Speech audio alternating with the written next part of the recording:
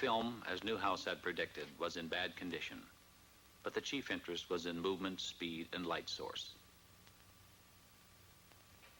After a moment, the general asked to see it again.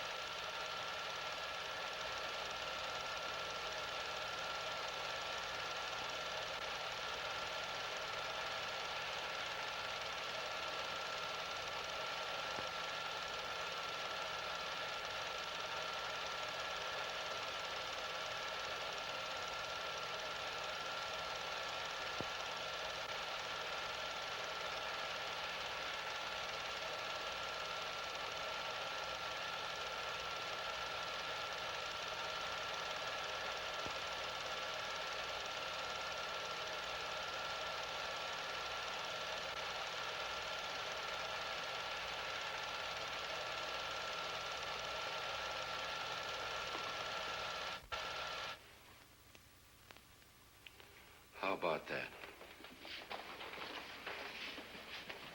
Those were the only words spoken in the room. How about that? A few days later, Major Fournay had some news for me. We got the analysis of the Newhouse film from Air Materiel Command. What does it show? Not birds, not balloons, not aircraft, not faked. With the telephoto lens used, weather balloons within 5 miles distance could have been determined on the film. At a greater distance than 5 miles, they could not attain the speeds calculated. Within a 5-mile range, an aircraft of 40-foot wingspan could have been clearly determined. In excess of 5 miles, the speeds of the objects are greater than aircraft could achieve, except in a straight-line speed run.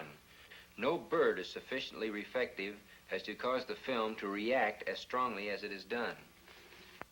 If they're not birds, not balloons, or aircraft, and the film isn't faked, what can these things be? The official conclusion is unknowns. The Newhouse film was only the overture. A few minutes before 1 a.m., July 20th, 1952, the curtain on the first act of the Washington drama went up. The unknowns moved in for the first time over the national capital. I had always regarded myself as a man with an intuitive nose for news. So, through the first Washington sighting, while the saucers hovered over the city, I was in bed, sleeping soundly through it all. When I reached my desk that morning, we were flooded with newspaper queries. Telephones were jangling throughout the day. Irate editors from all over the country were insistently demanding more specific information. Newsmen from the wire services, reporters from local and out-of-town newspapers were hemming me in, belaboring me with questions for which I had no answers. For the first couple of hours, we at the press desk had a terrible time getting the story straight ourselves. But bit by bit, I managed to piece it together. There had been both visual and radar contacts. Andrews Field, the Air Force installation, had radar returns similar to those on the CAA radar. Jets had been scrambled in an attempt to make an intercept of the UFOs, but they had not been successful. The week after the Washington saucer sighting was a mad, chaotic one. The story was headlined from coast to coast. As the PIO man assigned to answer saucer questions, I had been under an incessant barrage of inquiries day and night by newsmen. I could get no sleep, no rest at all. Among other things, the Washington Daily News published an interview with Harry G. Barnes, Senior Air Traffic Controller, Civil Aeronautics Administration. Barnes stated, "There is no other conclusion I can reach but that for 6 hours on the morning of the 20th of July, there were at least 10 unidentifiable objects moving above Washington. They were not ordinary aircraft. I could tell that by their movement on the scope. I can safely deduce that they performed gyrations which no known aircraft could perform. By this I mean that our scope showed that they could make right-angle turns and complete reversals of flight. Nor, in my opinion, could any natural phenomena account for these spots on our radar." Then, exactly a week later, it really broke loose. It was the night of July 26, 1952. At 10:30 p.m., I received a phone call from Ray Nathan at CAA. Hello. Chop? Yeah.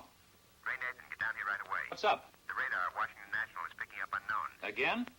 The Press is hounding me for a statement. I don't know what to tell him. Dee, bring my coat and the car keys. Stall them off. I'll be right over. A couple of guys from Life magazine are here with a camera. Stall them, too. What's the matter? Radar is picking up unknowns over the Capitol. Don't wait up.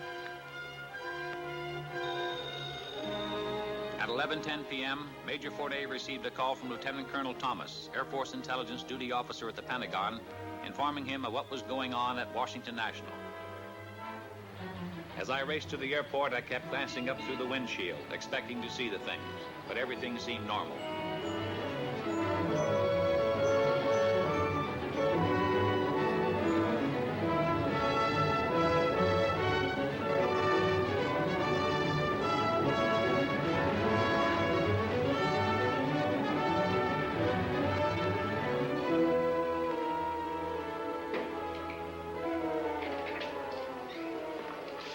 Am I glad to see you? They tell us we need your okay to get into the radar room. You can't get in, boys. I'm sorry. We want some pictures of that scope, Al. You can't photograph the scope. Why not?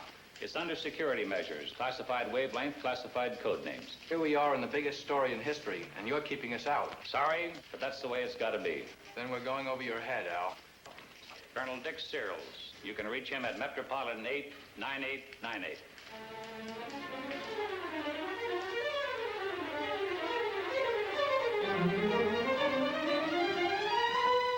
Another one.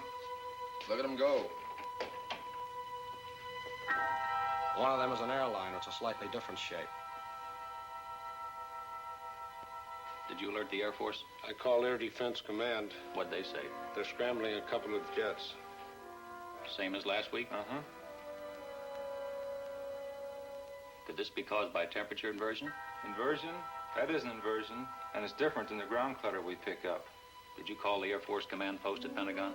No, we work through Filter Center. I'd better call them.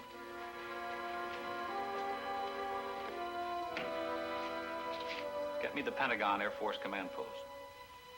This is Al Chop. I'm at Washington National. Have you heard about the unknowns here tonight? We've been alerted. There's a blue flight on the way there right now. Okay. Washington Control to Flight 639, come in. Flight 639 to Washington Control, over. Washington Control to Flight 639. You're approaching traffic on your left. Can you see it? Over. Andrews Tower to Washington Control. We show an unknown just to the left of Flight 639. Flight 639 to Washington Control. We can see that traffic on our left, over.